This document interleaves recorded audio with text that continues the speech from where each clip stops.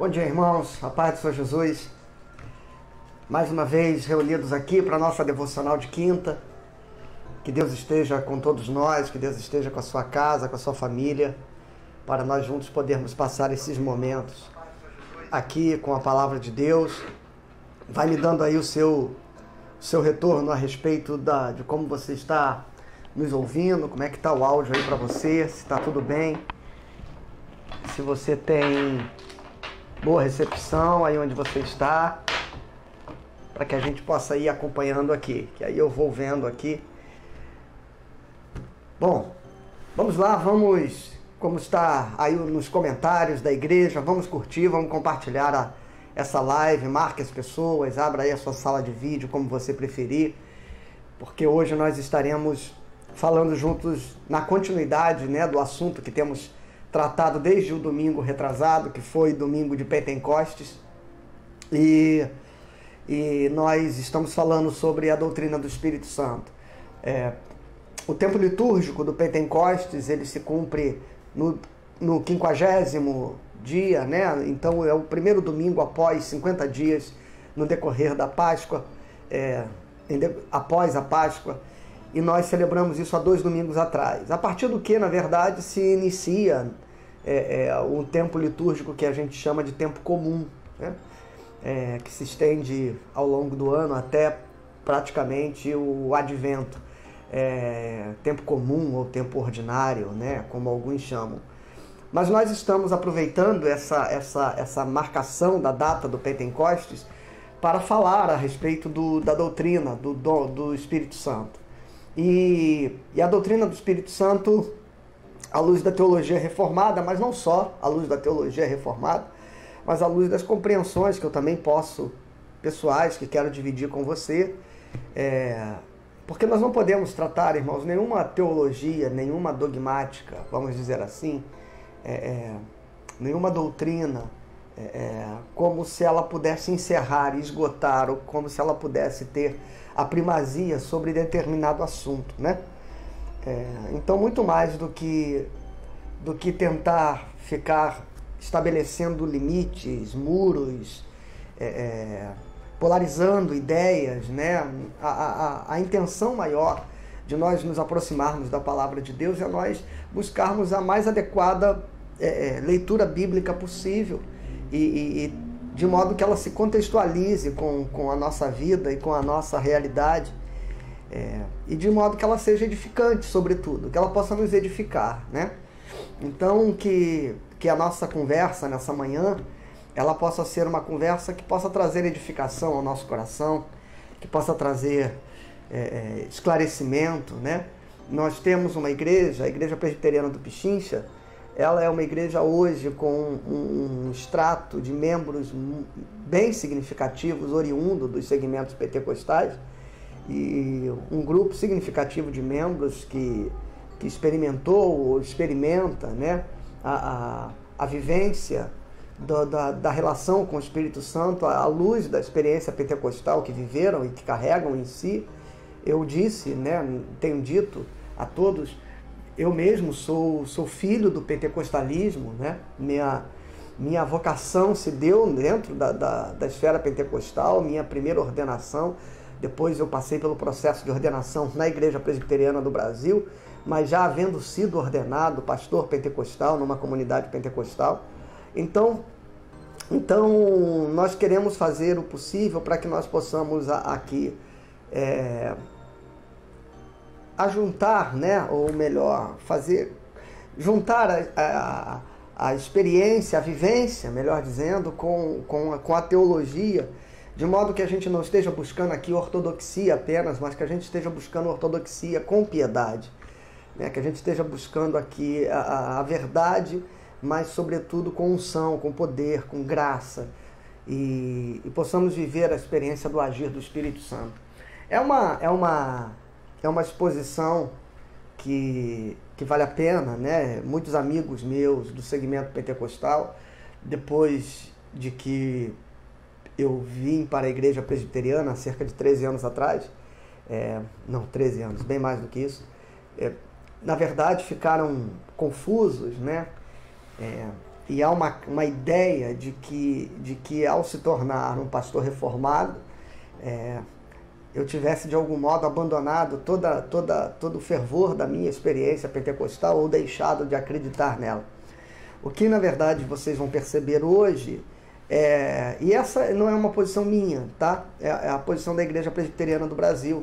Eu disse, apesar de haver no segmento reformado uma teologia chamada de cessacionismo, onde há uma defesa de que a manifestação dos dons do Espírito, a manifestação dos milagres, ela cessou após a era apostólica, não é isso efetivamente que, inclusive, que a Igreja Presbiteriana do Brasil professa, né?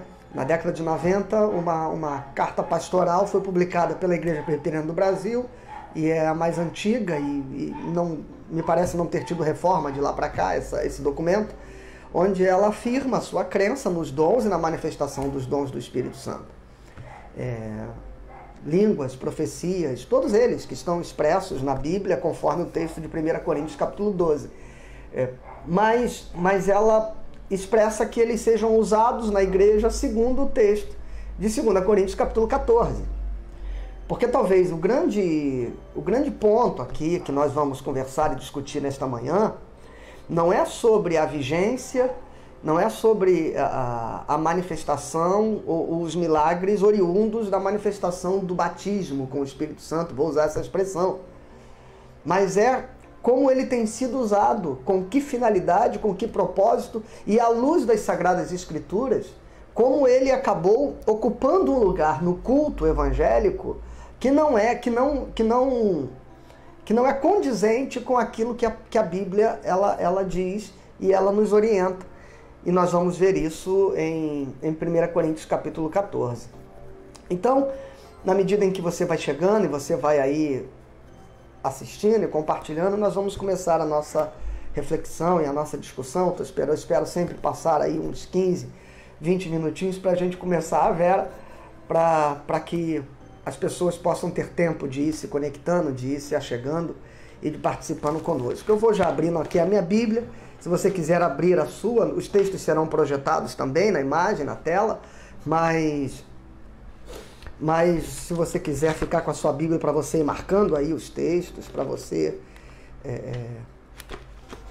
chegar a poder avaliar e depois meditar, pegar o seu papelzinho aí, o seu caderninho para você anotar as citações que serão feitas aqui. E eu vou começar a nossa exposição. Como eu disse, nós já falamos sobre o batismo com o Espírito Santo, já falamos sobre profecia, vou falar um pouquinho mais hoje, mas em diálogo com o dom de línguas. E nós, semana passada, falamos sobre o batismo do Espírito Santo, o seu significado, as posições de Martin Lloyd Jones, as posições de John Stott, e como nós podemos perceber a postura de ambos em relação a experiências posteriores com o Espírito Santo após a conversão, né? Chegamos aqui a fazer uma afirmação, segundo a leitura desses teólogos, que não há que há um problema, inclusive, né? Que se acredite que toda experiência, ou que tudo que se pode usufruir da manifestação do Espírito Santo na nossa vida, na vida do cristão, possa ter sido plenamente absorvido no ato da conversão. Falamos aqui que John Stott e Martin Lloyd Jones concordam que é possível, e não só possível, como necessário que os crentes tenham experiências posteriores de avivamento com o Espírito Santo, de relacionamento com o Espírito Santo, manifestações que em suas vidas sejam experienciáveis, não seja apenas uma questão intelectual, uma crença subjetiva, mas que seja sobretudo algo que se manifeste de um modo que passe por todo o seu corpo, pelas suas emoções, por todo o seu ser. E isso não é problema nenhum. O problema é quando nós tornamos a experiência ou tornamos as emoções oriundas da experiência com o Espírito Santo uma busca catárquica, né, de catarse, de extravasar, que passe a definir o nosso relacionamento com o Espírito Santo de um modo que não produza frutos em nós de transformação. E hoje, quando nós vemos os movimentos chamados os movimentos de poder, né, vamos dizer assim, os movimentos avivados, os movimentos chamados, em alguns segmentos cristãos, de carismáticos, né, nós precisamos nos perguntar, como bem pergunta Jürgen Moltmann, um teólogo alemão, ao falar no seu livro O Espírito da Vida, que é um dos brilhantes livros sobre a teologia do Espírito Santo e sobre pneumatologia, né? Jürgen Moltmann, ele faz essa pergunta, né?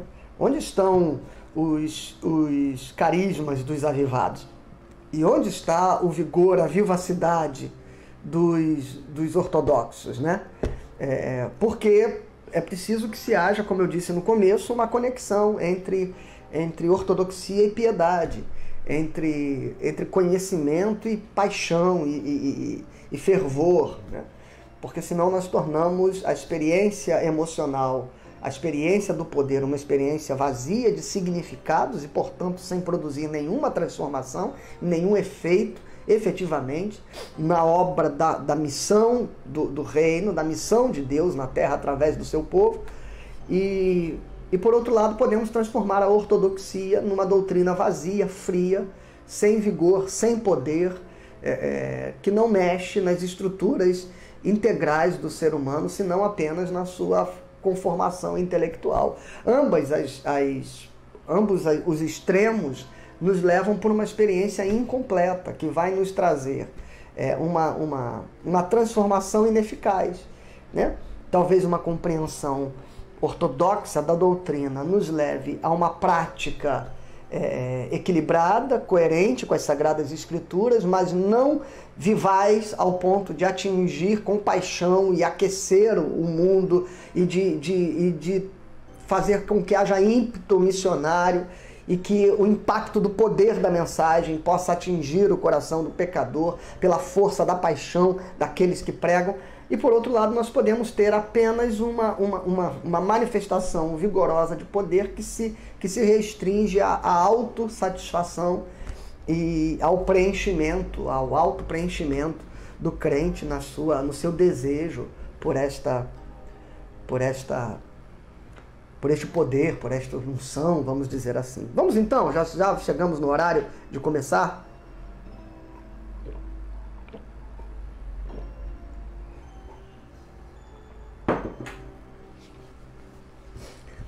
Vamos lá. Bom, irmãos, nós vamos como ponto de partida, a gente precisa responder uma pergunta, que é a pergunta que sempre fazem, né? A Bíblia fala do dom de línguas. E esse dom de línguas, o que é o dom de línguas? Seria falar idiomas conhecidos? Seria falar línguas estranhas, chamadas de mistério? Seria falar língua de anjos, né? São estas as interpretações que vão surgir a respeito do dom de línguas na Bíblia. E mais especificamente, nós temos 2 livros apenas que vão tratar desse tema. Atos dos Apóstolos e Coríntios, e 1 Coríntios, a carta de Paulo aos Coríntios. Mais especificamente nos capítulos 12, capítulo 13 e capítulo 14, é quando Paulo vai discorrer a sua doutrina, o seu ensinamento a respeito do Espírito Santo. Nesse sentido, nós vamos tentar entender o que existe na Bíblia as línguas como idiomas conhecidos que são faladas por pessoas que não os aprenderam, portanto, não é uma manifestação natural, né? Onde está a sobrenaturalidade do dom de línguas, se nós o entendermos como sendo a fala de idiomas conhecidos? A sobrenaturalidade é que não é alguém falar muitos idiomas porque se matriculou no ISAR, no FISC, em qualquer outro curso de idiomas, né? Para aprender a falar francês, alemão, espanhol, inglês, mandarim, enfim. Não é isso que a Bíblia está nos dizendo. Porque, vamos então para a experiência de Atos dos Apóstolos. Deixa eu abrir o texto aqui. só para que nós possamos entender. O que nós temos na Bíblia, naquilo que eu tenho tido a oportunidade de conhecer, é que nós temos essas duas manifestações presentes na Bíblia. As línguas conhecidas, sobrenaturalmente faladas por alguém que não as aprendeu, né? E essa é a experiência de Atos dos Apóstolos. E é por isso que a partir disso nós podemos, eu afirmo categoricamente, que o dom das línguas estranhas, que se chama glossolalia na linguagem teológica, ele não é o sinal do batismo com o Espírito Santo, ele é uma manifestação, ele é produzido sim por uma ação do Espírito Santo, por um êxtase, por uma profunda comoção interior no Espírito, mas não é o sinal do batismo com o Espírito Santo. E por que não? Porque não é o dom de línguas estranhas ou a glossolalia que aparece em Atos dos Apóstolos, quando o texto diz: e foram cheios do Espírito Santo e falaram em línguas e profetizaram. Porque nós vamos entender o que é esse texto de Atos dos Apóstolos. E é o que eu vou abrir aqui, capítulo 2, com vocês, que é o texto da descida do Espírito Santo, e para a gente ler exatamente esse fragmento que fala sobre o dom de línguas. E nós vamos ter depois, lá em 1 Coríntios 14, aparentemente, por que eu vou dizer aparentemente? Porque o texto efetivamente não é objetivo quanto a isso, mas ele leva a entender que o apóstolo Paulo está falando a respeito de uma linguagem que não é uma linguagem inteligível, que não são línguas conhecidas, quando ele fala que aquele que fala línguas fala mistérios com Deus, né? Então eu vou falar primeiro sobre a experiência de línguas de Atos dos Apóstolos e depois eu vou falar sobre a experiência de línguas de 1 Coríntios 14. O que eu entendo, no meu entender, à luz da teologia bíblica, e há alguns teólogos reformados, e por exemplo, a posição da Igreja Presbiteriana Oficial, da Igreja Presbiteriana do Brasil e boa parte dos seus ministros, vai defender o fato de que os dons de línguas na Bíblia, tanto em Atos, tanto em Coríntios, se referem a idiomas conhecidos, falados por pessoas que não os aprenderam, de modo que é uma manifestação sobrenatural de Deus com o propósito de proclamar o Evangelho a outros povos, né?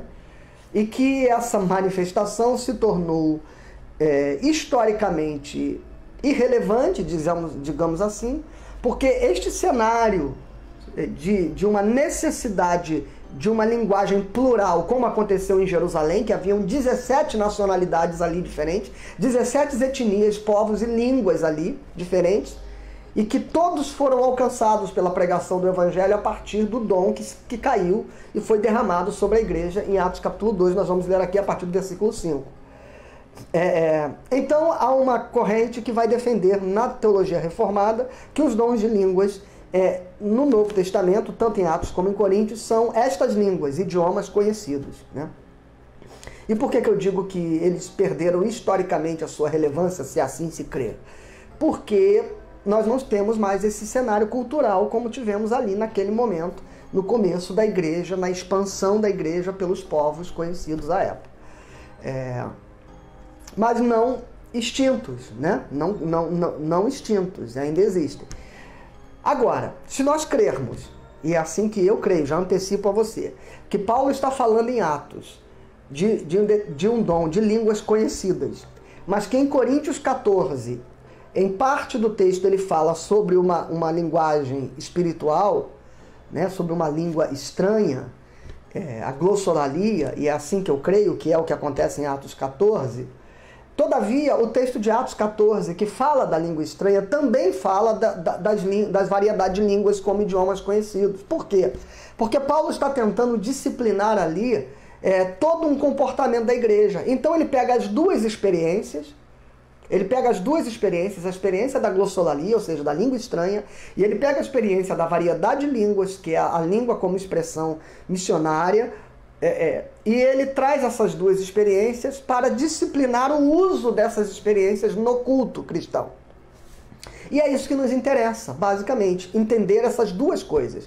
O que é o dom de línguas, quais são as formas dele se manifestar, e qual é o modo dele se manifestar ou ser usado no culto cristão e na vida da igreja, para que você entenda como nós na Igreja Presbiteriana e especificamente a comunidade do Pichincha se relaciona com os dons do Espírito Santo.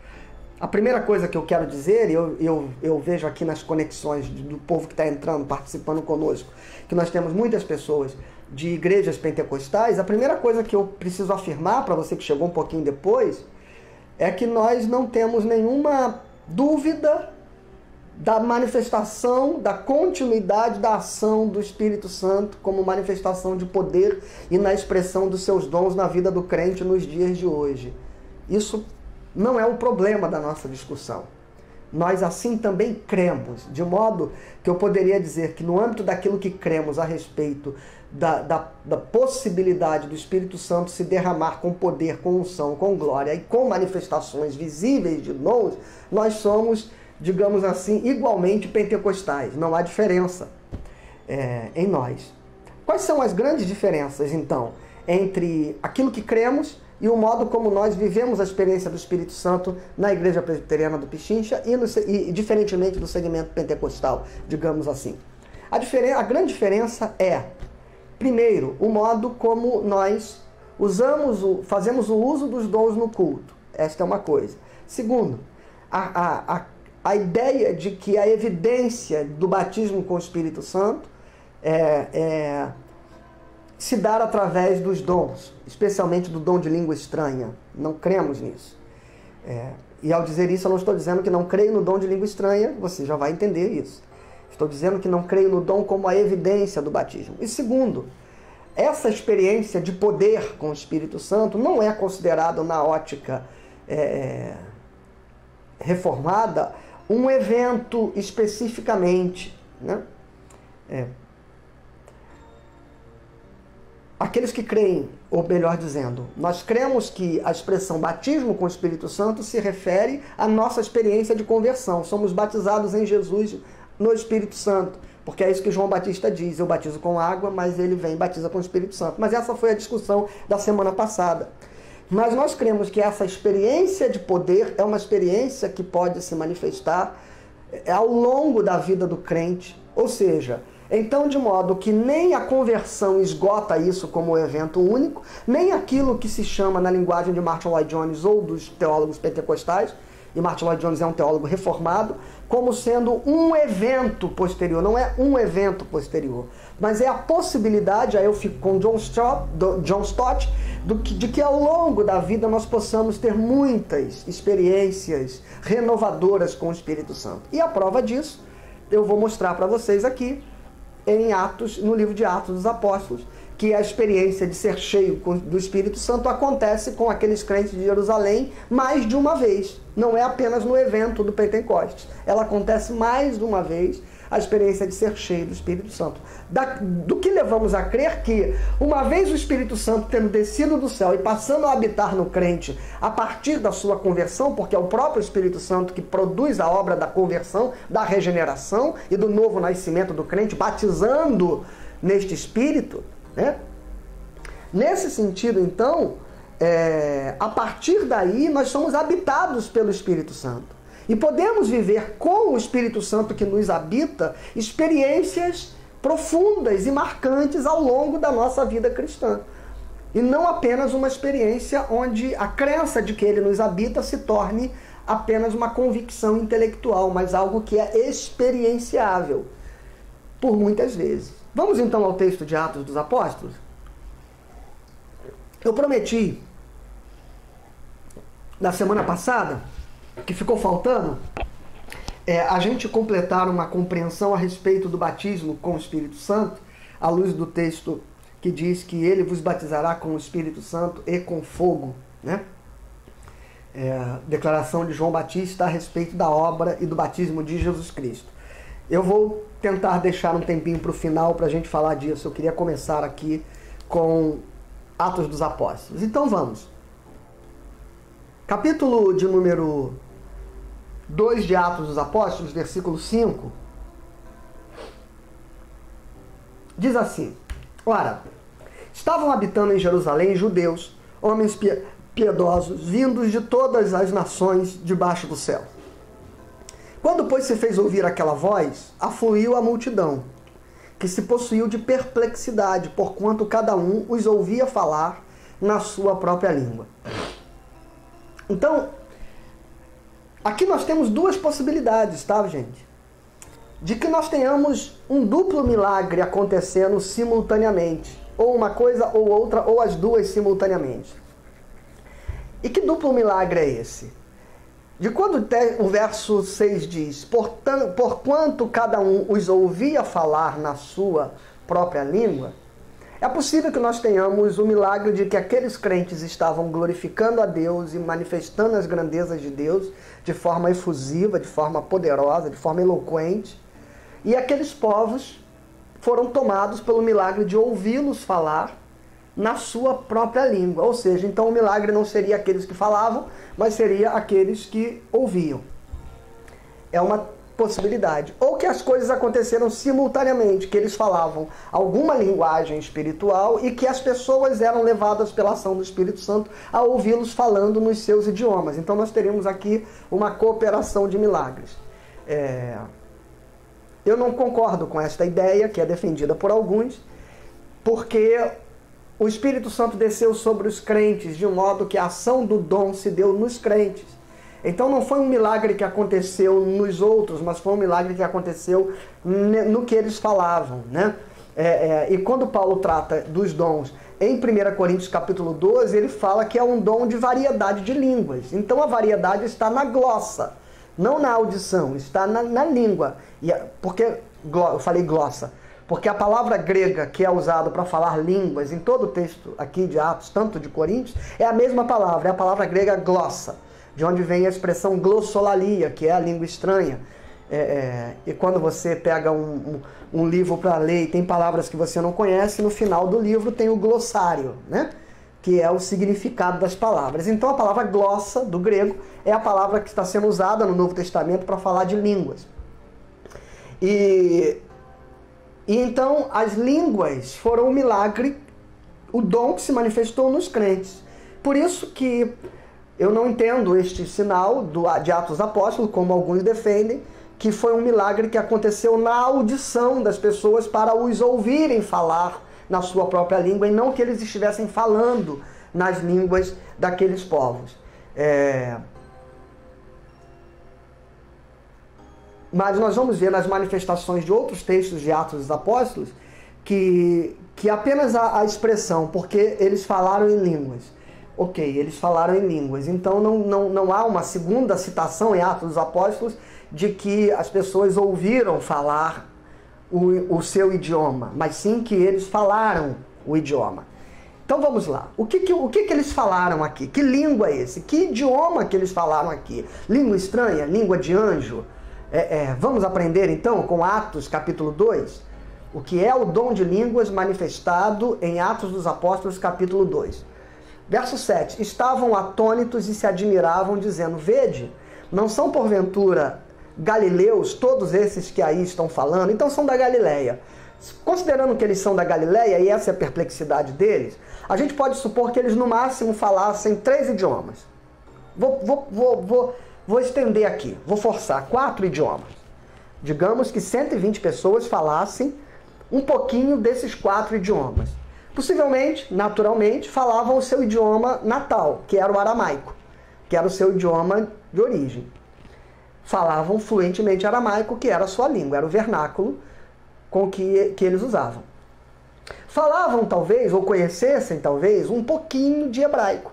O aramaico, na verdade, é uma derivação do hebraico, que é a língua das Sagradas Escrituras do Antigo Testamento. Então, de algum modo, eles estavam familiarizados com o hebraico, porque era conforme o texto bíblico era lido nas sinagogas e era ensinado a eles. Então, nós temos aqui a possibilidade de que se eles falassem os idiomas correntes da Galileia, eles falariam aramaico, naturalmente, e teriam conhecimento de hebraico. Se fossem pessoas cultas, né, no trato da cultura comum, da cultura geral, o idioma cultural daquela época era o grego, porque a sabedoria clássica influenciou o mundo a partir de Alexandre o Grande, quando ele dominou todo aquele território. Antes da dominação romana, nós tivemos a dominação grega. E após a dominação romana, a cultura grega continuou predominantemente sendo a base da filosofia, da reflexão cultural, mesmo no Império Romano. Então a língua local, a língua natal deles era o aramaico, a língua religiosa era o hebraico, a língua cultural, da cultura geral, era a grega, e para poder dialogar de alguma forma no trato com os romanos, eles naturalmente talvez tenham aprendido alguma coisa do latim, que era a língua romana, que falava latim. Então latim, grego, hebraico e aramaico é a maior possibilidade de linguagem que estes homens poderiam ter nesse momento aqui. Mas nós estamos falando da possibilidade de que todos os 120 que foram cheios do Espírito Santo sejam pessoas cultas, alfabetizadas, letradas e com domínio desses idiomas. E nós sabemos que isso não é verdade. Que o grande extrato da população era analfabeta. Que pouca gente tinha acesso a aprender a ler e escrever. E que ainda que tivesse, poucas vezes seria para ler e escrever, por exemplo, para falar hebraico, e tampouco grego, né? Então, irmãos, nós temos aqui um povo que fala predominantemente aramaico e pode arranhar no hebraico, no grego e no latim, como eu disse aqui. Mas olha o que o texto nos diz. Versículo 9. 8, né? E como os ouvimos falar, cada um em nossa própria língua materna? Somos partos, medos, elamitas, estou contando, ó, partos, medos, elamitas, naturais da Mesopotâmia, Judéia, Capadócia, Ponto e Ásia, da Frígia, da Panfilha, 10, do Egito, das regiões da Líbia, das imediações de Cirene e romanos que aqui residem. Já estou em 14. Tanto judeus como prosélitos. Está aqui embaixo. E aí ele continua, cretenses e arábicos, né? Então, aqui eu falei pelo menos 16, se é que eu perdi alguma contagem aqui. Como os ouvimos falar em nossas próprias línguas as grandezas de Deus? Todos atônitos e perplexos, interpelavam uns aos outros. Que quer isto dizer? Outros, porém, zombando, diziam, estão embriagados, né? Então, não há dúvida, nenhuma forçação exegética, nenhuma forçação interpretativa pode levar a concluir que esse texto que nós acabamos de ler fala de que a língua que estava sendo falada era uma língua que nós chamamos de língua estranha. A língua que está sendo falada aqui são idiomas de pelo menos 16, 17 nacionalidades, no mínimo, que estavam ali, né? No mínimo, porque a gente pode considerar os dialetos, né? Por exemplo, fala aqui de romanos, falam latim, fala aqui de mesopotâmios. Então, na região da Mesopotâmia, os caldeus e todos os outros povos que estão lá podem falar vários idiomas. Então, nós temos um milagre, um dom manifesto aqui em Atos dos Apóstolos. Que dom é esse? O dom da variedade de línguas, que é o que Paulo fala em 1 Coríntios 12. Paulo, quando fala em 1 Coríntios 12, ele não fala de um dom de língua estranha. Ele fala de um dom de variedade de línguas. Os crentes aqui foram cheios deste dom. Se eu der um salto um pouquinho mais à frente no livro de Atos dos Apóstolos e chegar no capítulo 4,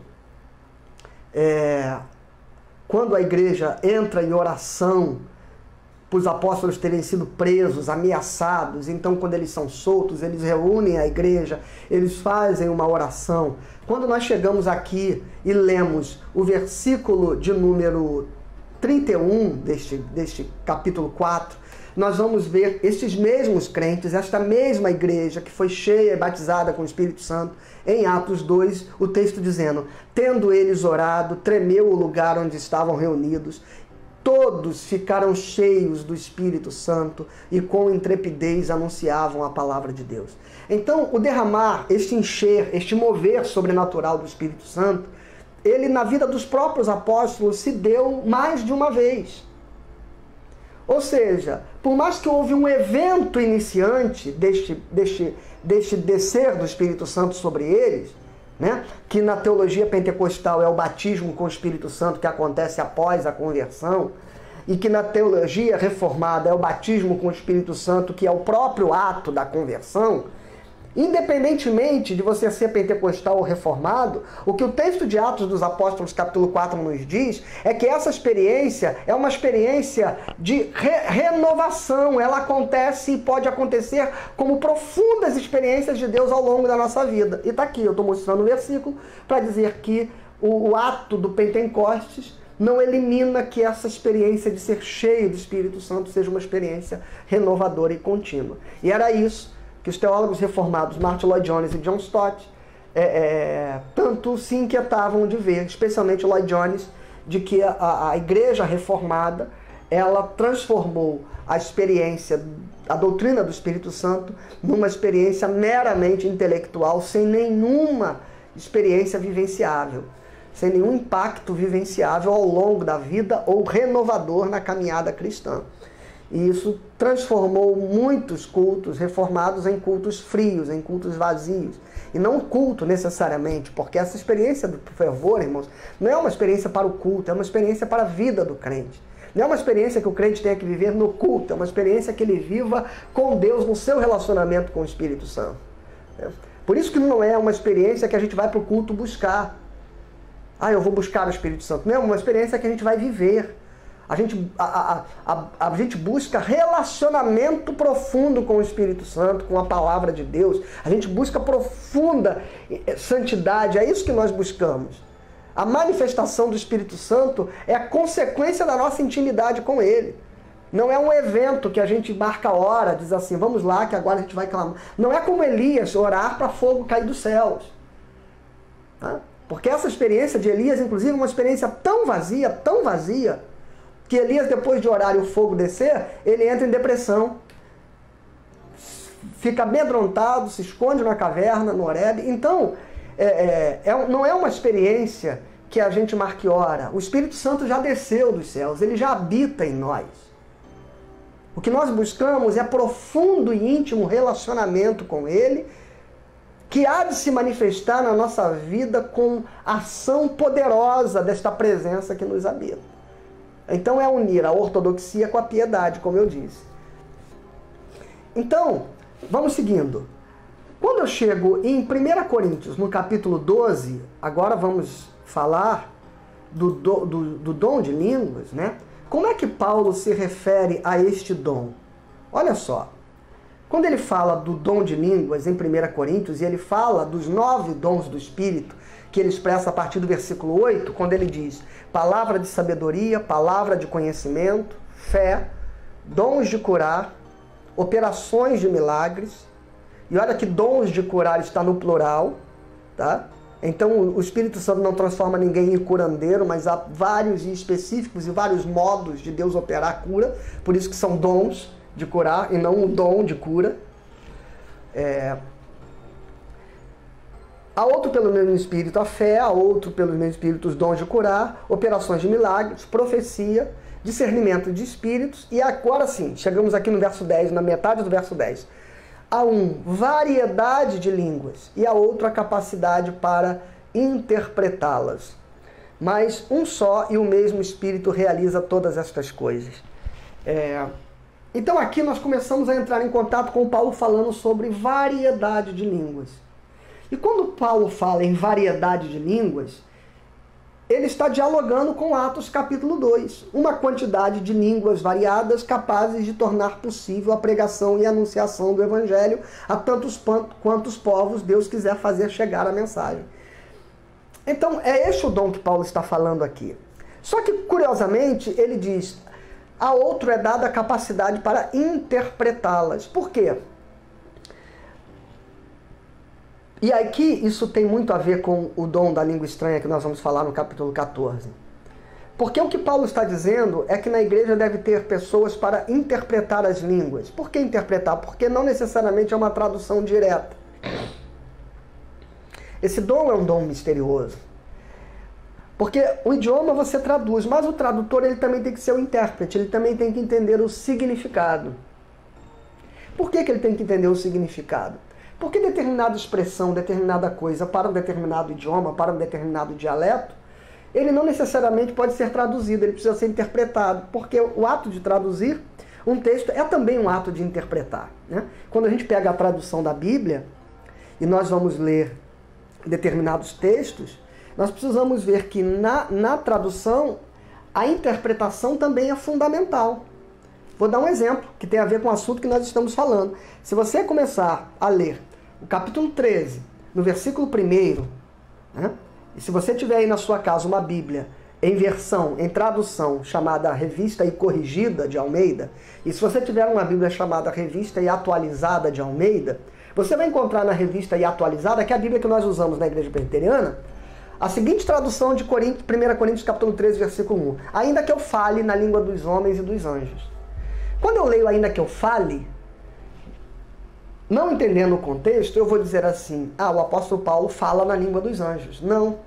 Ele está dizendo, ainda que eu fale. Este fale aqui, né? Ainda que eu possa vir a falar. E aí, os tradutores que fizeram a versão da Bíblia revista e corrigida, eles já colocaram na tradução a interpretação.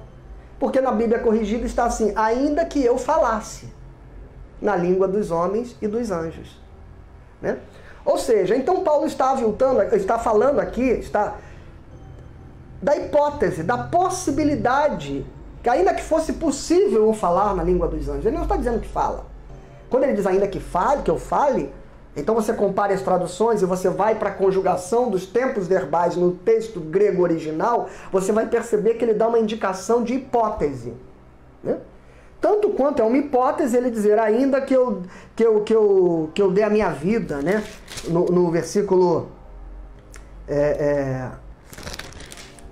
logo mais abaixo, ainda que eu distribua, verso 3, ainda que eu distribua todos os meus bens entre os povos e ainda que eu entregue o meu próprio corpo para ser queimado. Então, veja bem, entregar o corpo para ser queimado é uma hipótese tanto quanto falar a língua de anjos. Paulo não entregou o corpo para ser queimado, não estava entregando o corpo para ser queimado e não morreu queimado.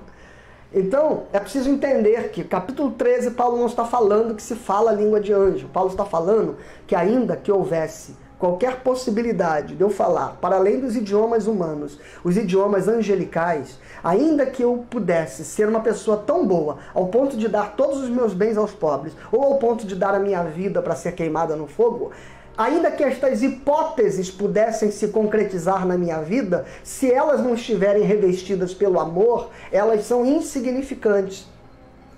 Entende? Então, pegar 1 Coríntios capítulo 13, versículo 1, que é o único texto nas Sagradas Escrituras que fala sobre língua de anjo, e dizer que esta é uma teologia que fundamenta que aquele que recebe o batismo com o Espírito Santo fala língua de anjo, é, no mínimo, tentar exagerar e dizer o que a Bíblia não diz.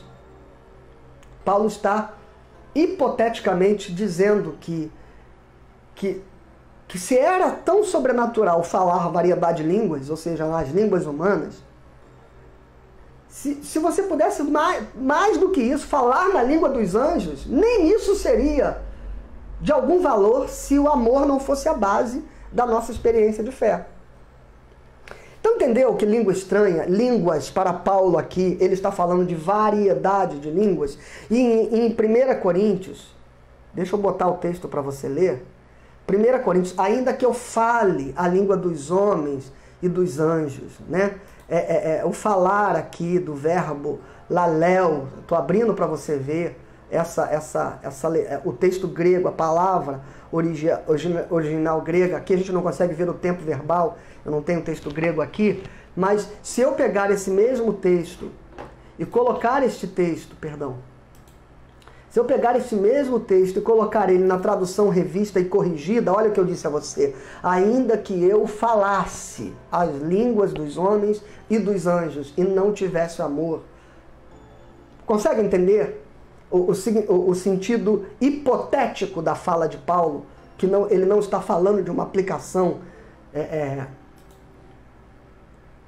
que está acontecendo naquele momento. Ele não está dizendo que as pessoas falam língua de anjo, ainda que fosse possível falar. Tá? Então é isso que nós precisamos entender quando Paulo fala dos dons do Espírito Santo. Então se a gente pegar de Atos capítulo 2 até 1 Coríntios capítulo 13 para falar do dom de línguas, nós estamos falando de variedades de línguas. Línguas que eram faladas para a comunicação do Evangelho, para os povos. E então nós vamos chegar no capítulo que nos interessa ler hoje e meditar versículo a versículo, que é o capítulo 14 de Coríntios, quando Paulo vai tratar especificamente sobre o dom de profecias e o dom de línguas na igreja. E é nesse capítulo que nós vamos caminhar a partir de agora. E eu peço para que você abra aí a sua Bíblia.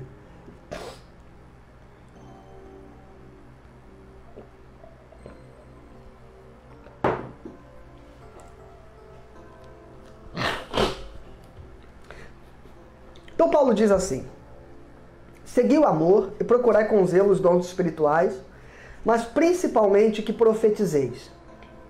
Porque quem fala em outra língua não fala a homem, senão a Deus, visto que ninguém o entende, e em espírito fala mistérios. Opa, então aqui nós chegamos no texto onde Paulo começa a nos falar alguma coisa de uma determinada língua, manifestação do Espírito Santo, que não é necessariamente uma língua que possa ser entendida por alguém.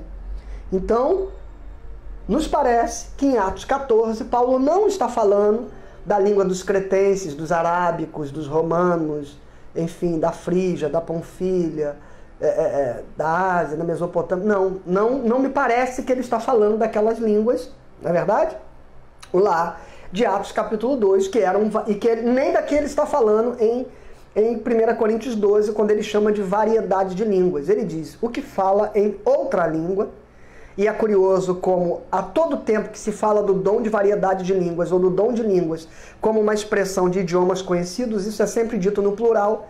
E aqui Paulo fala no singular, pois quem fala em outra língua, então é como se ele estivesse falando numa língua outra desconhecida, não fala a homem, senão a Deus, visto que ninguém o entende, e em espírito fala mistérios. Opa! Então, esta outra língua aqui, Paulo não está dizendo que é língua de anjo, mas ele está dizendo que fala mistérios. Aí, vamos lá, você que é pentecostal e que está nos ouvindo. Então, efetivamente, eu creio com você, e muitos teólogos reformados também, que neste sentido, 1 Coríntios capítulo 14, está falando de uma outra manifestação. E por que esta manifestação ela não é a mesma quando Paulo lista os dons do capítulo 12, nem quando aparece em Atos capítulo 2? E nos outros textos de Atos, onde dizem que falaram em línguas. Porque esta não é uma experiência que nós chamamos como sendo um dom do Espírito Santo para o exercício dos ministérios. Todos aqueles dons do Espírito Santo de Atos 12, eu vou voltar aqui para você ver, todos esses dons do Espírito Santo, que estão aqui do versículo 8 até o versículo 10, ele fala para que sejam usados em ministérios.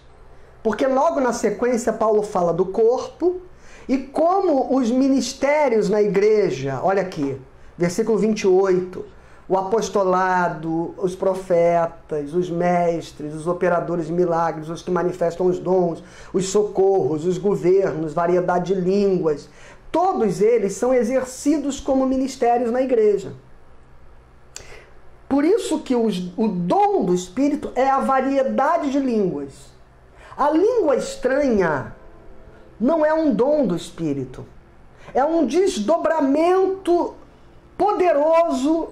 Eu vou ler a citação de Jürgen Moltmann, que para mim ela é perfeita, tá? Considero-a uma tão forte comoção interior pelo Espírito que sua forma de expressão ultrapassa a dimensão da linguagem inteligível e se expressa pela glossolalia, pela língua estranha. Da mesma forma como uma dor intensa se expressa pelo choro desinibido e a alegria se expressa pelo pular e pelo dançar. Ou seja, é como se a língua estranha fosse uma linguagem da alma, uma linguagem interior, uma linguagem que vaza do próprio inconsciente.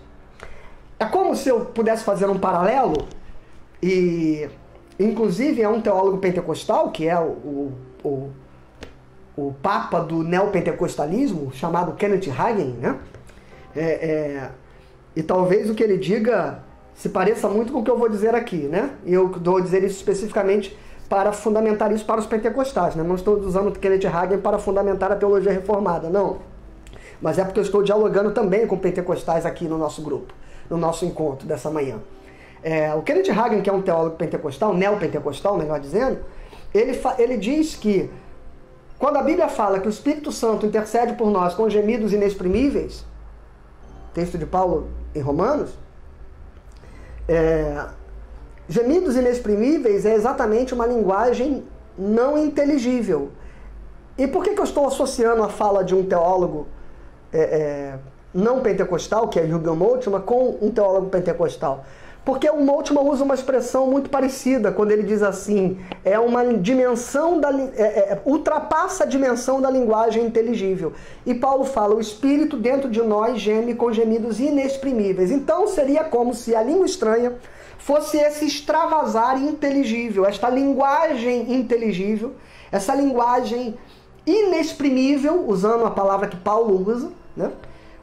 Esta linguagem inexprimível que vaza do nosso interior para os nossos lábios, sem que ela possa ser traduzida pela nossa razão, pela nossa mente. Então, ela extravasa de nós como uma expressão maior do que a nossa capacidade de discerni-la. E ela é uma experiência autêntica do mover do Espírito Santo. Veja, então, meu irmão e meu amigo pentecostal, o que eu estou dizendo aqui, eu vou reafirmar. Esta é uma expressão autêntica do mover do Espírito Santo, mas não é um dom do Espírito Santo. Porque o dom é uma ferramenta para o uso ministerial. Então, o falar na língua, que eu possa comunicar o Evangelho a alguém que não me compreende na minha língua materna, e eu falar na língua materna dele, é um dom para um exercício ministerial. Ou se eu falar determinada língua que o Senhor me der, mas que fale apenas a um grupo e um outro grupo não entenda, é preciso que haja no culto, e Paulo vai disciplinar isso daqui a pouquinho, alguém que seja capaz de traduzir isso.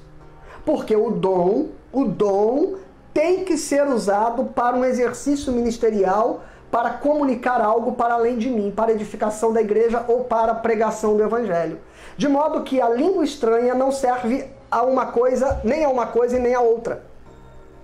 A língua estranha só serve a uma coisa: a edificação de si mesmo. Então nós vamos ver o que Paulo diz para a gente fazer com essa experiência, que é uma experiência poderosa, mística, sobrenatural que age em nós. E quem me conheceu no segmento pentecostal, quando eu virei presbiteriano, né? No outro dia mesmo eu mandei um memezinho para um grupo de amigos e eles brincaram comigo dizendo assim, presbiteriano não fala essas coisas não. Eu sempre digo, né? Quem foi que disse para você que as experiências do Espírito Santo que eu vivo, eu as deixei de viver? Mas eu nunca mais vi. Pois é, porque ela não serve a você, ela serve para mim. Por isso que eu não a levo para o púlpito. Porque do púlpito eu quero que saia da minha boca palavras que edifiquem a igreja. E não alguma coisa que edifica apenas a mim. Então olha o que Paulo vai nos ensinar. Vamos voltar para o texto, porque eu quero ser bíblico, viu? Então vamos, eu estou no verso 2, 3 e 4. Pois o que fala em outra língua não fala a homem, senão a Deus, visto que ninguém o entende, e em espírito fala mistérios. Mas o que profetiza, fala aos homens, edificando, exortando e consolando. O que fala em outra língua, olha o verso 4, meu irmão, se você vive essa experiência de falar em línguas, então a partir daqui você precisa prestar muita atenção. O que fala em outra língua, a si mesmo se edifica. Mas o que profetiza, edifica a igreja. Então Paulo diz lá em cima, então eu espero que vocês tenham como prioridade na igreja o profetizar. E eu repito, você precisa assistir a aula de profecia de 2 quinta-feiras atrás. Quando nós falamos que a profecia não é uma manifestação de adivinhação e predição de futuro. Profecias podem conter revelações. Mas a profecia, sobretudo, é proclamar as grandezas de Deus. É falar a respeito de coisas que edificam, exortam e consolam a igreja. Está aí no verso 3. Edifica, exorta e consola a igreja. Então profecia não é para dizer para a pessoa casar com fulano, não é para dizer para a pessoa ir para lá, vir para cá, que vai acontecer aquilo ou que vai acontecer aquilo outro. Deus pode usar varões, varoas, para trazer uma palavra, uma advertência a respeito de algo que vai acontecer de uma forma sobrenatural que ele deseja manifestar, pode, mas não é este o viés significativo da ação da profecia na igreja. A profecia é alguém que, sobrenaturalmente inspirado por Deus, vai trazer uma palavra ao coração das pessoas. E eu dei o exemplo. Quando Pedro diz, tu és o Cristo, Filho do Deus vivo, Jesus diz, Pedro, não foi carne e sangue que te revelaram isso. O que é revelação? Tem gente que acha que revelação é revelar o que está acontecendo na vida de alguém. Que revelação é expor um acontecimento oculto ou algo que vai acontecer. E Jesus diz, foi o Espírito que te revelou. Revelou o quê? Quem Jesus é. Não revelou o futuro, não revelou um acontecimento, não revelou um fato oculto. Revelou, ou seja, trouxe à luz uma realidade que só pode ser discernida a partir da revelação do Espírito Santo. Carne ou sangue não pode discernir isso, Pedro. Isso foi revelação. Então o que é revelação? É falar grandezas de Deus que só podem ser compreendidas por aqueles que têm a mente do Espírito. Isso não tem a ver com falar do futuro, nem fazer adivinhação. E eu repito, ainda que Deus pode, a seu critério, revelar coisas que digam respeito a fatos ocultos ou coisas futuras. Tá? Ah, mas Deus vai revelar. Irmãos, Hebreus, a carta aos Hebreus diz que a palavra de Deus é poderosa mais do que qualquer espada de 2 gumes e apta para discernir os pensamentos humanos. E ela revela o profundo e o escondido do coração humano. Então, se você quer revelação para a tua vida das coisas ocultas em você, vai ler a Bíblia. Vai buscar relacionamento com o Espírito Santo, porque esta palavra penetra até o profundo e o escondido. E ela vai revelar ao seu coração aquilo que Deus quer tratar contigo.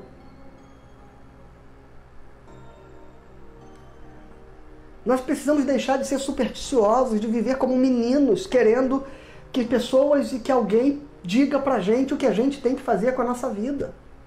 Ou o que está acontecendo na nossa vida. Ah, meu casamento está com problema, eu preciso de que alguém me revele o que está acontecendo, se é isso, se é o trabalho. Você quer discernir o teu casamento? Investe no teu casamento. Senta com o teu pastor, se ele abre essa possibilidade. Busca aconselhamento, busca um conselheiro conjugal. Pega o meu telefone, liga para mim. Eu atendo você no gabinete. Eu tenho atendido pessoas virtualmente aqui pela internet durante esse período. Procure um casal experiente de sua confiança. Diga para eles o que está acontecendo na sua casa. Pare de querer desvendar, sabe, essas coisas. Não, porque enterraram uma cabeça de porco no portão da minha casa.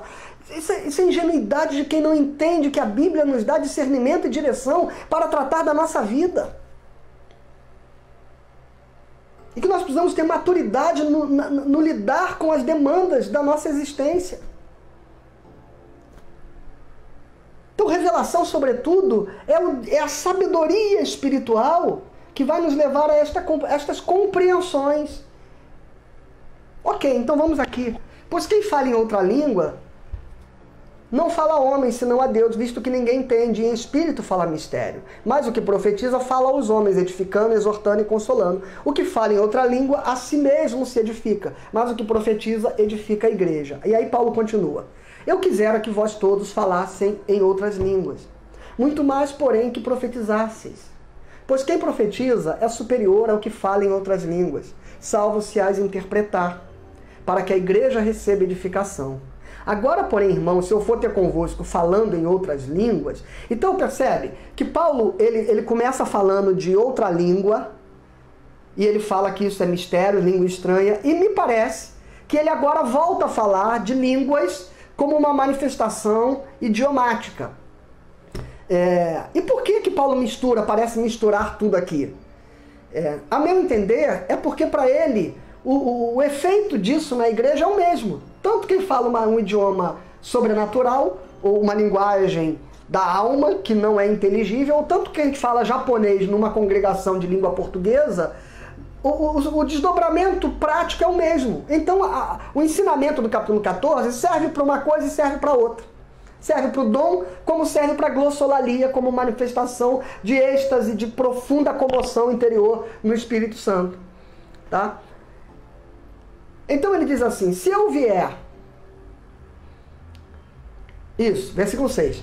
Se eu for ter convosco falando em outras línguas, em que vos aproveitarei? Se não vos falar por meio de revelação, ou de ciência, ou de profecia, ou de doutrina. Olha aqui, quando ele usa revelação, ciência é sabedoria, conhecimento, discernimento, é razão.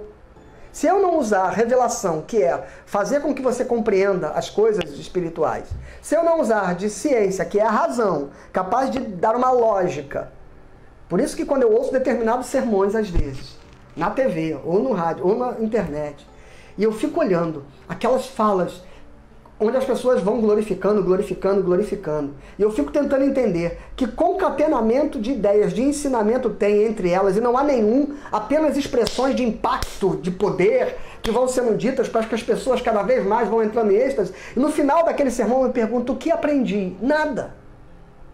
Me emocionei, me emocionei, me emocionei, me emocionei até não aguentar mais. Mas o que você leva de ensinamento para casa? Não, mas eu estou saindo do culto cheio.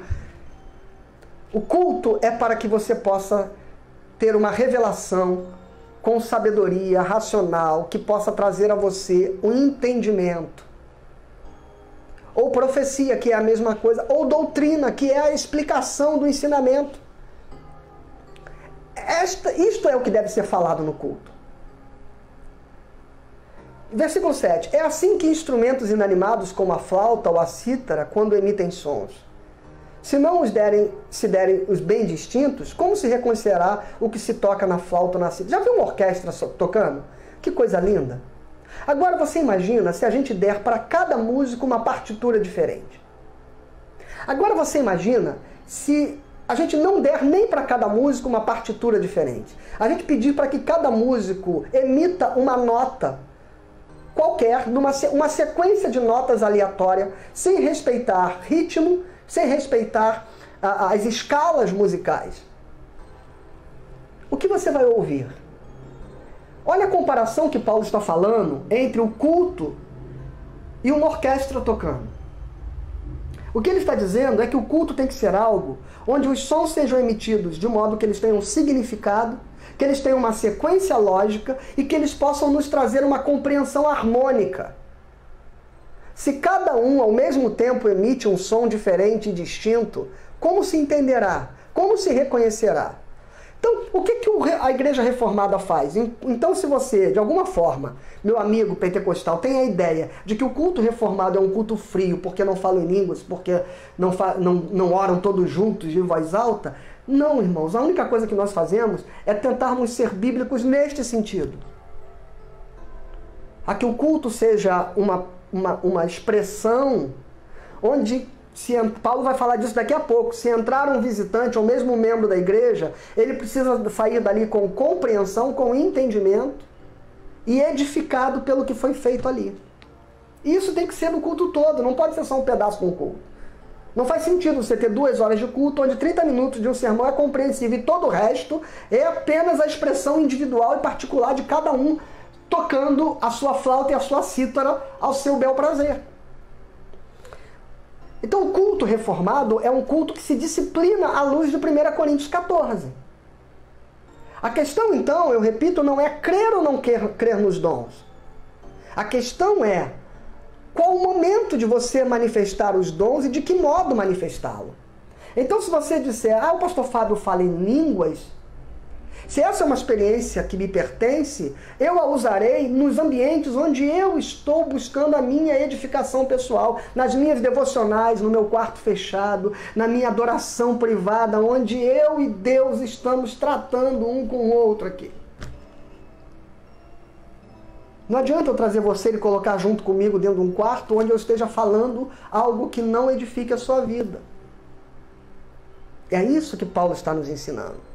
E aí ele diz assim, versículo 8. Pois também se a trombeta der som incerto, quem se preparará para a batalha?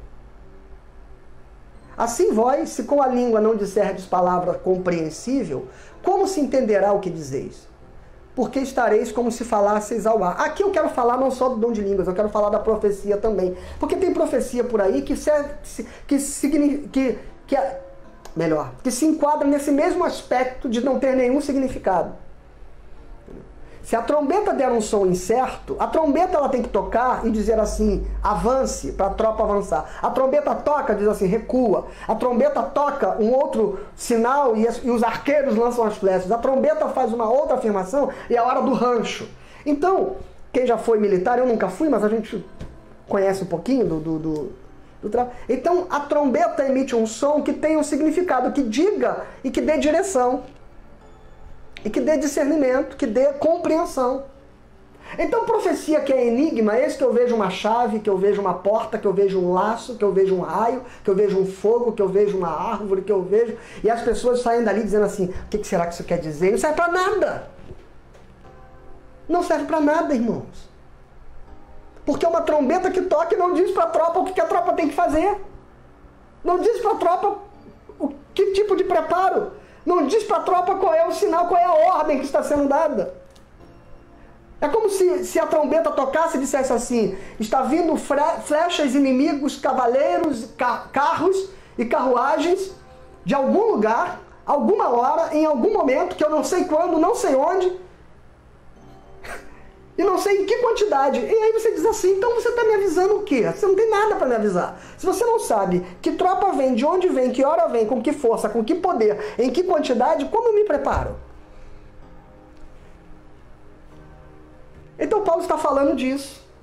Se o culto vai dizer alguma coisa que não possa edificar de forma clara e racional, não é para ser dito. Versículo 10. Há sem dúvida muitos tipos de vozes no mundo, nenhum deles, contudo, sem sentido. Se eu, pois, ignorar o significado da voz, sereis estrangeiro para aquele que fala, e ele estrangeiro para mim. Assim também vós, visto que desejais dons espirituais, procurai progredir para a edificação da igreja. Vou usar uma palavra aqui que pode parecer mal educada. Você consegue entender que Paulo está dizendo? Que talvez num primeiro momento, numa primeira experiência emocional, você não consiga lidar com as suas emoções e isso se torne uma prática constante sua, você falar língua estranha no culto e você se emocionar e você... Mas Paulo está dizendo, mas eu gostaria que vocês progredissem. Você consegue entender que Paulo está dizendo que essa experiência meramente emocional, ela é uma experiência mais primitiva e que ela precisa ganhar maturidade? Ou não? Porque eu vejo ser tão reforçado e asseverado que se permaneça no primeiro estágio, que parece que não entendemos que Paulo está dizendo que esse primeiro impacto dos dons, das emoções, enfim, eles, ok, você viveu aquela experiência ali no culto, talvez naquele dia tenha sido muito, muito poderoso para que você conseguisse se conter dentro de si. Mas Paulo está dizendo, mas eu queria que você amadurecesse. E olha que lá no capítulo 13, no final do capítulo 13, ele diz assim, quando eu era menino, eu falava como menino e agia como menino. Mas quando eu cheguei a ser mais velho, eu deixei as coisas de menino. E ele está retomando esse tema aqui, está dizendo, eu queria que vocês progredissem para a edificação da igreja, que vocês saíssem desse estágio onde vocês estão dando prioridade à sua edificação espiritual e passassem, quando se reunissem, a tratar da edificação do corpo. E não da edificação de si mesmos.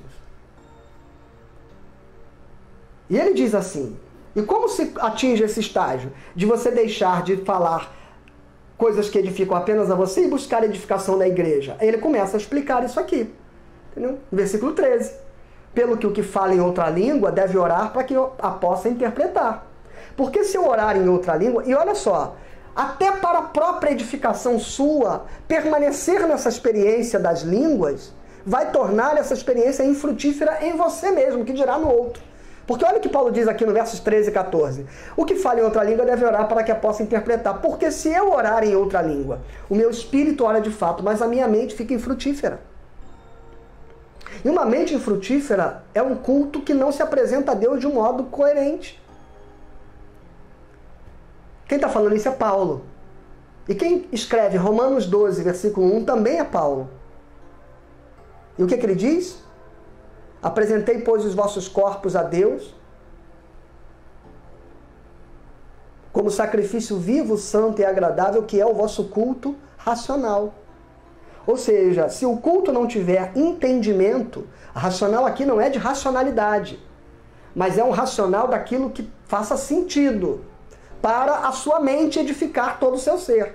Então Paulo diz, se eu orar em outra língua, o meu espírito ora, mas a minha mente fica infrutífera. A minha razão fica infrutífera. Deixa eu clicar aqui para que você veja no texto grego. Paulo está falando assim, olha, as faculdades de perceber e entender. É o significado no dicionário grego da palavra grega nous, que Paulo está usando aqui.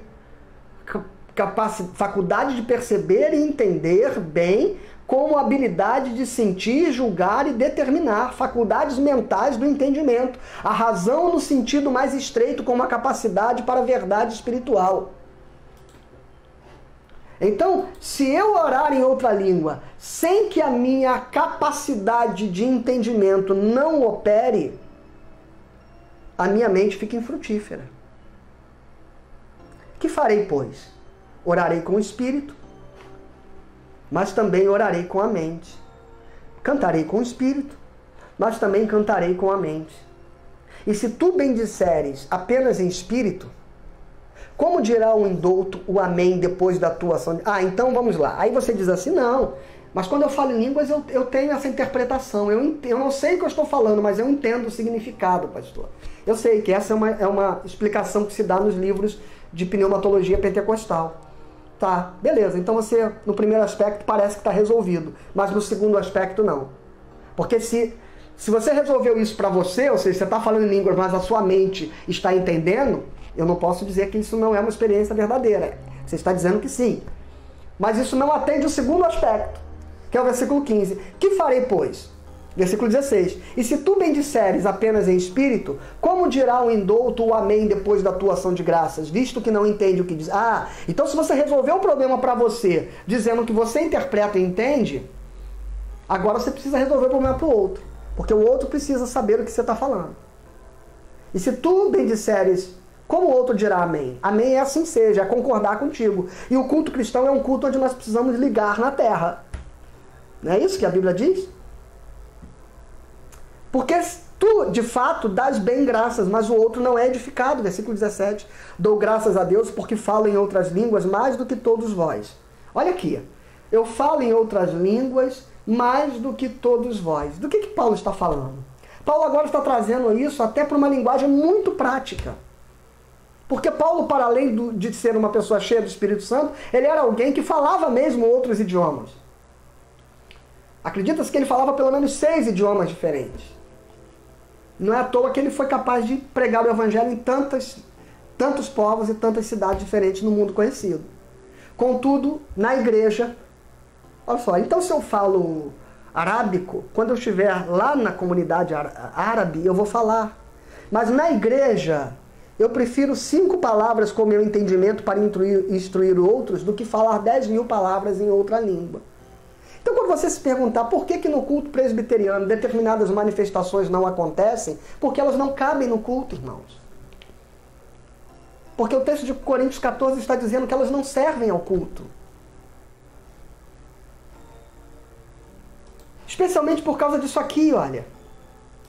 Irmãos, não sejais meninos. Olha que ele está voltando àquela coisa da imaturidade, olha. Ele está voltando a dizer que esta prática é uma prática de imaturidade espiritual. Não sou eu que estou dizendo. Por favor, meu irmão, não se aborreça comigo. É Paulo que está dizendo. Não sejais meninos no juízo, na malícia sim, sede crianças. Quanto ao juízo, sede amadurecidos. Na lei está escrito, falarei a este povo por homens de outras línguas e por lábios de outros povos, e nem assim me ouvirão, diz o Senhor. De sorte que as línguas, ou seja, a variedade de línguas, é um sinal não para os crentes, mas para os incrédulos. Então se você fala em outras línguas, segundo o dom de Coríntios 12, de Atos 2, que é falar na língua para o incrédulo entender, para a gente de outros povos entender, então vai lá, vai ser missionário. Porque as línguas é um sinal não para os crentes, não é para ser dito numa reunião de crentes, é para ser dito então na reunião dos incrédulos. Então agora Paulo não está falando mais daquelas línguas estranhas que edificam apenas o seu espírito, mas está falando da variedade de línguas que comunicam o evangelho ao outro. Viu como ele misturou as coisas aqui? Mas a profecia não é para os incrédulos, e sim para os que creem. Porque profecia é aquilo que edifica as pessoas na revelação das Sagradas Escrituras. É aquilo que traz o entendimento das coisas espirituais, segundo a palavra de Deus. Se, pois, a igreja se reunir no mesmo lugar, e eu já estou caminhando para o encerramento, faltam 5 minutos. Se, pois, toda a igreja se reunir no mesmo lugar, e todos se puserem a falar em outras línguas, no caso de entrarem indoutos ou incrédulos, não dirão porventura que estás loucos? Porém, se todos profetizarem e entrar algum incrédulo ou indouto, é ele por todos convencido e por todos julgado. Tornam-se-lhe manifestos os segredos do coração. E assim, prostrando-se com a face em terra, adorará a Deus, testemunhando que Deus está de fato no meio de vós. Aqui eu quero marcar uma coisa importante para que você não... Eu já falei disso, mas vou repetir e vou mostrar o texto, inclusive. Eu quero marcar aqui uma questão muito prática, de que quando diz assim, se todos profetizarem, os segredos do coração do ímpio serão revelados, não é o cara entrar na igreja, você dizer para ele o número da carteira de identidade dele, onde ele andou, o que ele fez de errado hoje, o que está acontecendo na casa dele, o que está acontecendo na família dele. Não é esse tipo de revelação. Esta revelação é aquela que eu citei agora há pouco, e eu vou dizer aqui para você, deixa eu só pegar o texto aqui.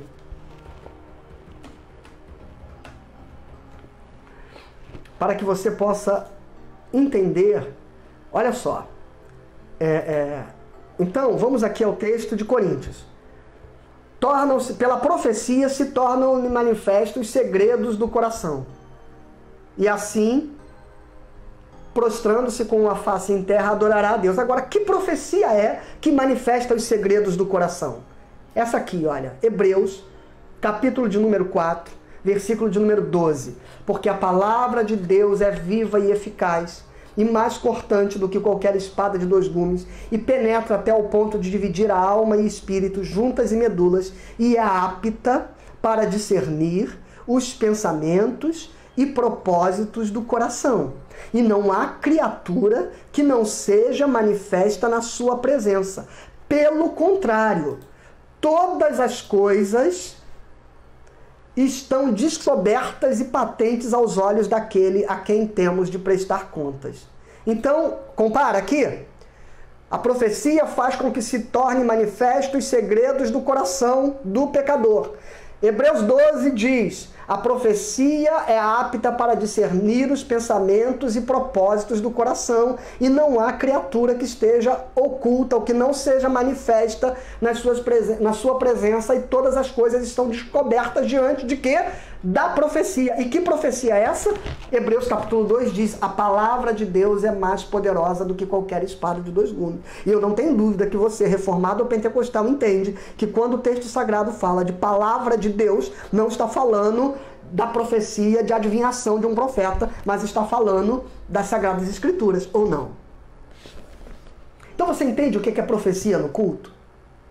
Profecia no culto, sobretudo, é a proclamação da palavra. Ainda que Deus use profetas de outros modos em situações específicas. Mas profecia no culto é a proclamação da palavra. E eu não vou me repetir na nossa discussão de profecia, você precisa ver os vídeos das quintas-feiras anteriores, para que você entenda que a Bíblia, especialmente quando o profeta começa a entrar em transe e dizer, eu sou o Senhor, em lugar nenhum na Bíblia, nem no Antigo Testamento, profetas se manifestam assim. Não há incorporação de espírito no cristianismo. Há uma revelação que Deus traz ao coração do profeta para que ele manifeste isso às pessoas. E ele pode, no máximo, como diziam os profetas do Antigo Testamento, dizer. O Senhor manda dizer. Então ele fala na terceira pessoa a respeito de Deus. Ele não fala na primeira pessoa. Quando ele fala na primeira pessoa, ele abre aspas, ele diz, o Senhor manda dizer, eu sou o Senhor. Então ele não diz eu sou o Senhor assim, eu sou o Senhor, como se o Senhor estivesse incorporado nele. Ele diz, o Senhor manda dizer, eu sou o Senhor. Porque incorporação é um sincretismo que as igrejas evangélicas incorporaram de outras religiões. Vamos seguir aqui então as orientações de Paulo em Coríntios. Aí eu termino com o que Paulo usa para disciplinar o culto. Que fazer, pois, irmãos, quando vos reunis? Então, como o culto tem que ser? Se um tem salmo, outro doutrina, outro traz revelação, aquele outra língua e ainda outra interpretação, que seja tudo feito para edificação. E o que é para edificação? É aquilo que traz ensinamento. No caso de alguém falar em outra língua, que não sejam mais do que 2 ou 3, ou quando muito 3, e isto sucessivamente, e haja quem interprete. Então, meu irmão, se todo mundo fala em línguas ao mesmo tempo, não é isso que Paulo diz que tem que ser o culto. E se mais de 3, também não é isso que Paulo diz. E se não há intérprete, então ninguém tem que falar. Não discuta comigo, discuta com Paulo. Mas não havendo intérprete, fique calado na igreja, versículo 28, falando consigo mesmo. Olha, no seu interior. Quando você chegar em casa, no seu quarto, quando você estiver na sua devocional, expressa ali todo o êxtase espiritual que você quiser. Tratando-se de profetas, falem apenas 2 ou 3, e os outros julguem. Porque no culto primitivo não havia essa coisa de o mensageiro de hoje é fulano. Não, eles se reuniam, e aí um se levantava e dizia assim, irmãos, eu quero dividir uma palavra com os irmãos. E aí ele começava a falar e trazer um ensinamento. Quando ele terminava, o outro dizia assim, eu também, sabe, eu tenho algo que eu vivi essa semana, que Deus falou com o meu coração e eu queria dividir isso com a igreja. E ele dividia. Os profetas falavam sucessivamente no culto. Hoje nós temos um pregador. Poderíamos ter 2, poderíamos ter 3. Mas não faz sentido. É muito mais. Nós temos tão pouco tempo de culto, né? Se a gente também tivesse a disponibilidade de passar o tempo que eles passavam em culto, que muitas vezes entravam de manhã no culto, passavam o dia inteiro, que às vezes passavam 2, 3 dias reunidos em culto. A gente precisa entender o conceito de culto, irmãos. Porque a gente pensa que o culto é um negócio de 1 hora. De 1h30, 2 horas. E hoje, inclusive, se o único pregador em muitas igrejas fala mais de 20 minutos, ele já é... As pessoas, né? Tem aquela história que antes do pregador começar a pregar, a igreja ora por ele, né? Com 30 minutos de mensagem. Não, antes do pregador começar a pregar, ele ora e a igreja ora com ele. Com 30 minutos de mensagem, a igreja começa a orar por ele. Com 45 minutos, a igreja já começa a orar contra ele, né? Porque as pessoas já não suportam mais. Nós vivemos num tempo acelerado. Mas a gente está falando de um tempo onde o culto era um negócio que durava o dia inteiro, horas. Né? Na África, por exemplo, até hoje, muitas comunidades, as pessoas marcham das vilas, das aldeias, e se reúnem em grandes aglomerações e às vezes ficam mais de uma semana lá em culto, ininterrupto. Ininterrupto. Então não tem um pregador só, tem 1, tem 2, tem 3. Paulo está dizendo, olha só, no máximo 3. Mas não pode ser esse negócio de todo mundo falando junto. E não pode ser nada que as pessoas não entendam. Já passei da hora, mas vou acabar. Tratando-se de profetas, 29, falem apenas 2 ou 3, os outros julguem. Se porém vier revelação, a outra em que esteja sentado, cale-se o primeiro. Porque todos podereis profetizar um após o outro, para todos aprenderem e serem consolados. Os espíritos dos profetas estão sujeitos aos próprios profetas. Então, não tem aquele profeta que foi levantado, arrebatado no espírito, que agora ele falou mais alto que todo mundo. O espírito dos profetas é submisso aos profetas. Então, está escrito aqui que no culto cristão as pessoas têm educação. Elas não esbarram no outro, elas não dão tapa no outro, elas não derrubam a cadeira, elas não têm que ser seguradas porque podem quebrar alguma coisa. Elas não falam ao ponto de para que todo mundo ouça e os outros se calem. O espírito dos profetas é submisso aos profetas. Na igreja de Cristo há equilíbrio, educação.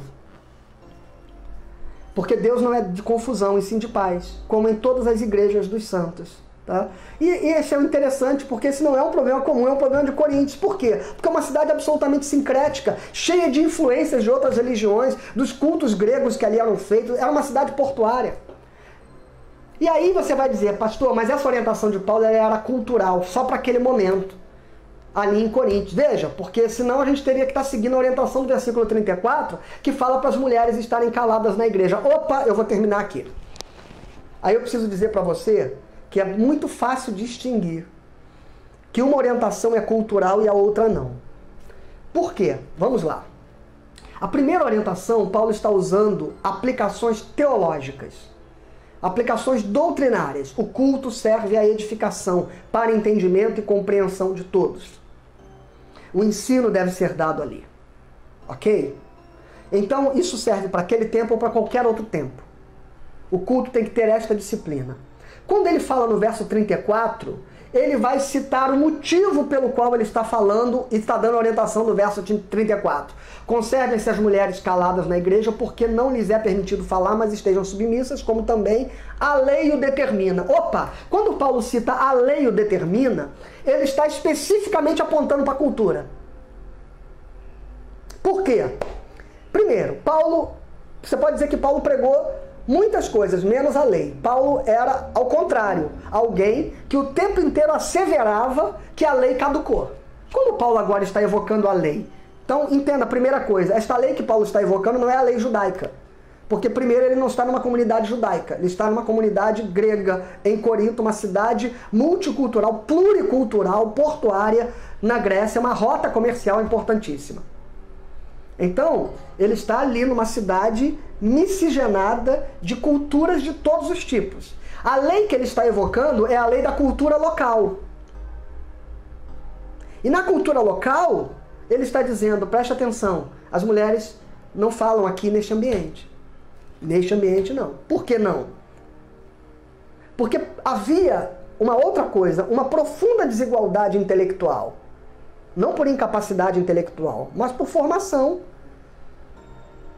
Boa parte das mulheres da comunidade vieram de culturas onde eram tratadas como objetos de seus maridos, não tinham acesso à educação, às letras, à lei, não tinham nenhum ensino religioso, não tinham nenhuma formação básica, e então elas ficavam absolutamente perdidas. Imagina um culto onde o pregador está tentando falar e toda hora ele precisa explicar o básico do básico do básico. Então Paulo está apontando para a cultura aqui. Nos outros textos ele não está apontando para a cultura. Ele está dando uma orientação geral para a disciplina do culto na igreja. Quando ele fala especificamente do trato das mulheres, ele diz como também a lei o determina. Aí ele aponta para a cultura. Para dizer, olha, é uma condição neste ambiente cultural que se faça dessa maneira. Porque a lei assim o determina. Se, porém, querem aprender alguma coisa, interroguem em casa seu próprio marido, porque para a mulher é vergonhoso falar na igreja. Por quê? Por causa da lei. E Paulo não é um defensor da lei, mas Paulo ele tem a sabedoria de fazer uma distinção entre aquilo que é o ideal e aquilo que é contingente na igreja. Porque aquilo que é o ideal é aquilo que ele diz aos Gálatas: em Cristo não há homem, não há mulher, não há grego, não há judeu, não há escravo, não há livre. Mas do ponto de vista contingente, ele diz: escravo, seja submisso ao seu senhor. Ué, então ele apoia a escravatura? Não, ele está dizendo que na contingência daquela sociedade, ele precisa então orientar como se administrar isto, já que não se pode romper com isso plenamente.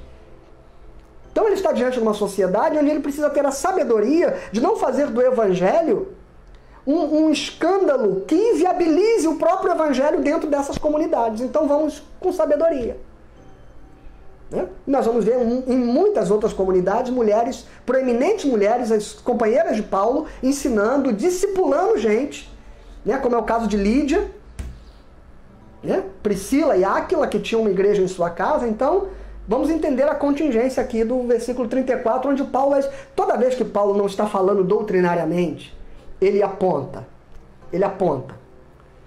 Ele diz assim: digo eu, falo na carne, falo como homem, eu recomendo.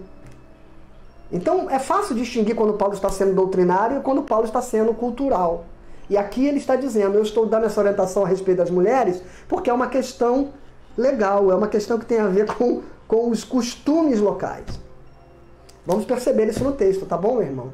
Então eu espero que você tenha entendido, e eu termino com a leitura do 37 ao 40. Se alguém se considera profeta ou espiritual, reconheça ser mandamento do Senhor o que vos escrevo. Se alguém o ignorar, será ignorado. Portanto, meus irmãos, procurai com zelo o dom de profetizar e não proibais o falar em línguas. Ele não está proibindo, ele está disciplinando, orientando. Tudo, porém, seja feito com decência e ordem. E é assim que eu espero que seja na sua vida, é assim que eu espero que seja na Igreja de Cristo, e é assim que nós estamos tentamos viver isso na Igreja Presbiteriana, e especialmente na Igreja Presbiteriana do Pichincha, unindo a ortodoxia com a piedade, unindo o conhecimento com a paixão, com o fervor, e tentando fazer disso uma experiência viva de relacionamento com Deus e com o seu Espírito Santo, e sobretudo uma experiência edificante e uma experiência missionária eficaz. Que Deus tenha edificado você reformado, presbiteriano, metodista, batista, pentecostal, na compreensão daquilo que foi ensinado aqui nesta manhã, viu? E talvez você possa compartilhar esse vídeo, distribuir ele para amigos seus que volta e meia têm essas dúvidas e têm estas indagações, né? Que isso possa servir de edificação e orientação a pastores, quem sabe, que possam trazer um pouco mais de equilíbrio aos cultos de suas igrejas pentecostais e neopentecostais, sem abandonar aquilo que creem na manifestação da unção, do poder e dos dons do Espírito Santo em suas vidas. Porque nós cremos do mesmo modo como vocês. A diferença está na orientação que nós estamos dando aqui nesta manhã. Que tenha sido abençoador, viu, para você, uma alegria. Estou aqui olhando agora os comentários para ver o que tem aí para a gente interagir. Se você quer trazer uma palavra, quer trazer alguma compreensão, viu? Estou aqui agora com o meu celularzinho, de olho nos seus comentários aqui. De todos os irmãos, uma alegria que todos vocês estiveram participando com a gente ao longo de todo o tempo, viu? Tivemos quase que uma frequência constante aqui, em torno de perto de 30 pessoas fixas aqui. É muito bom, né, irmãos? É muito interessante, mas só 30 pessoas, pastor, se a gente considerar que nós somos uma igreja pequenininha e que uma reunião presencial de estudo bíblico na quinta-feira dava muito menos gente, né? A gente tem... Mas 30 conexões, é muito mais de 30 pessoas, né? Multiplica isso por pessoas que estão vendo juntas, no mesmo ambiente, salas de vídeo que são abertas, né? E que nós não conseguimos monitorar aqui. Dia desse nós estivemos num culto onde nós tínhamos 70 pessoas e havia uma sala de vídeo aberta com mais de 30 pessoas, né? Então já eram mais de 100 e a gente não... E depois eu vi que tinham mais 3 salas de vídeo abertas. Então, se você botar 20 numa, 30 na outra, então a gente não sabe quanta gente. E todo mundo que vai vendo depois, né, que vai alcançar este material depois. Uma alegria ter tido você aqui, você que assistiu e que esteve presente durante todo esse momento. Se você quiser trazer aí uma palavra final. Aleluia. Vamos terminar então? Um bom feriado, né? Um bom feriado de quarentena para você. Descanse, viu? Porque a gente tem trabalhado tanto, né? Ontem à noite, irmãos, eu vou confessar para vocês, a Margarete chegou em casa por volta de 8 horas e ela olhou para mim e ela falou assim, você hoje vai descansar, né? Porque a gente tem trabalhado até tarde e emendando a atividade do trabalho com o pastoreio, com a atividade da igreja, e não temos dormido antes de 1h da manhã e levantado bem cedo todos os dias. E ontem ela falou, você vai descansar, né? Eu falei, não, eu tenho muito trabalho, tenho coisas para entregar do trabalho ainda amanhã, mas eu confesso que chegou aquela hora da noite, eu não conseguia mais raciocinar e fui descansar. E aproveito hoje o feriado, né? Descansa mesmo, relaxa. À noite estarei de volta aqui, não aqui, mas na palestra para casais, onde nós vamos continuar a nossa palestra no nosso pequeno grupo de casais através de videoconferência pelo Zoom. Se você quer participar, você entre em contato aí com os canais da igreja para que você possa receber o link. E nós hoje vamos estar falando dos papéis do homem e da mulher na família. E faça isso, viu? Pega esse vídeo, compartilha com seus amigos, compartilha com as pessoas que você conhece, porque se os ensinamentos que aqui foram divididos edificaram você e você julga que pode abençoar a vida de alguém, não deixe de fazer isso. Deus abençoe você. Tem aqui alguns comentários de alguns irmãos, a Carlinha que está sempre presente, gosto muito de acompanhar os devocionais. Obrigado, Carlinha, é sempre bom, tem sido muito...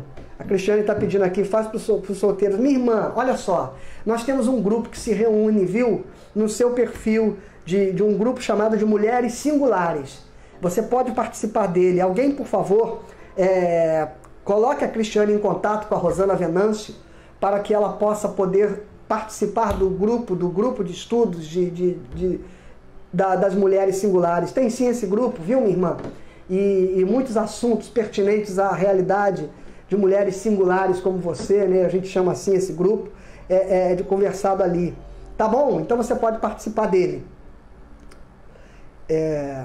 Amém. Um abraço para você. Vamos orar para a gente terminar e a gente se despedir nessa manhã. Pai, obrigado por essa manhã. Obrigado por mais um encontro devocional que tivemos aqui, onde estivemos juntos estudando e refletindo à luz da Tua Palavra, os ensinamentos que a Bíblia nos traz para o uso equilibrado e edificante dos dons espirituais nas nossas vidas. Que o Senhor nos oriente, que o Senhor nos ilumine, que o Senhor nos edifique, que o Senhor traga a cada um compreensão, edificação, a tanto quanto aqueles que são reformados como nós, tanto quanto os nossos amigos e irmãos pentecostais, ou mesmo tantos quantos de fora do Evangelho que estiveram aqui nos assistindo e que talvez muitas dúvidas e incompreensões a respeito de determinados movimentos no segmento evangélico possa ter conseguido compreender a distinção, a diferença que há na manifestação das nossas eclesiologias. Muito obrigado, que abençoe as lares, as famílias, o almoço, aqueles que estão trabalhando, aqueles que estão na linha de frente de toda a atividade de combate à pandemia, toda a nossa sociedade, governos, ó Deus, que estejamos todos debaixo da Tua direção, do Teu cuidado, da Tua guarda e da Tua proteção. No nome de Jesus, amém. Que o Senhor te abençoe. Bom dia para você, graça e paz da parte de Jesus. Amém.